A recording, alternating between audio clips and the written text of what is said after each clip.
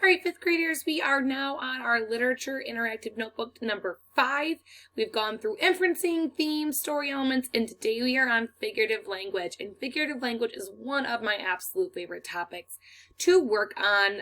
I just find it fun. It tends to be a little bit more laid back, and it's just a creative way to kind of add some spice to your writing. And for readers, as a reader, I enjoy figurative language as well. It kind of sets the scene a little more for me. Really quickly, we're going to review what figurative language is.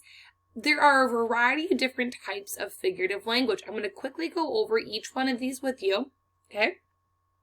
Hyperbole, that is when you are going to really exaggerate something, and you go over the top. So an example would be, this figurative language poster is so bright that I need sunglasses to look at it. Clearly, it's not that bright and you don't need sunglasses, but it's exaggeration, okay? Onomatopoeia is a word that describes the sound. So if you see the word like tick-tock, you see whoosh in the reading, or if you read bang.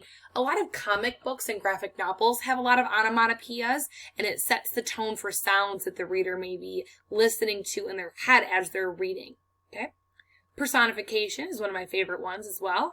Almost all of these are my favorite. Personification is giving human traits to a non-human object. So an example here is, this poster sings to me. It clearly cannot sing because it's a poster.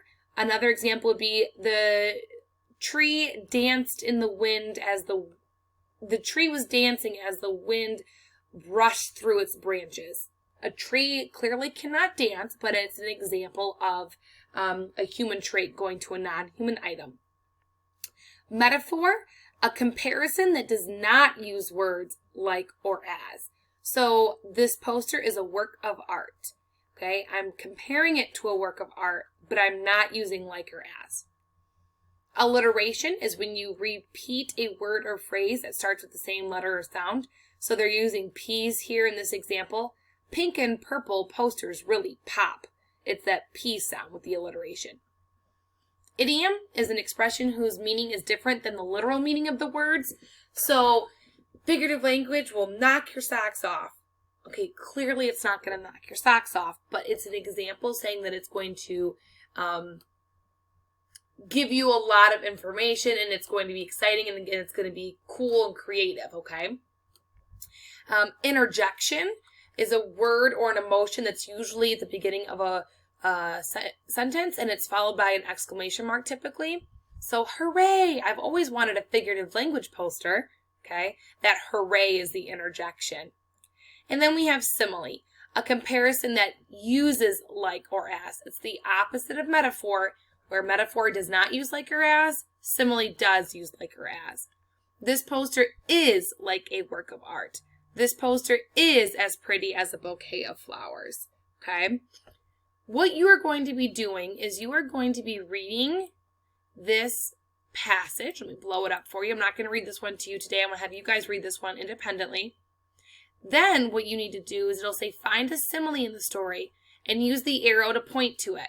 So you're going to take this arrow and you are going to find a simile, and you are going to move the arrow to point to the simile. Okay? Once you do that, then you are going to explain right here the meaning of that simile. What is it meaning? What is it stating when it's comparing the two things? Down here, the same goes for personification. You're going to use this arrow to identify where personification is in the story, and I want you to explain it. Last but not least, you have the reflect and write. These are the same questions you've had this whole time. Make sure you're using complete sentences. I am going to link this poster for you in this assignment, so you have it as reference. If you have any questions, don't be afraid to reach out.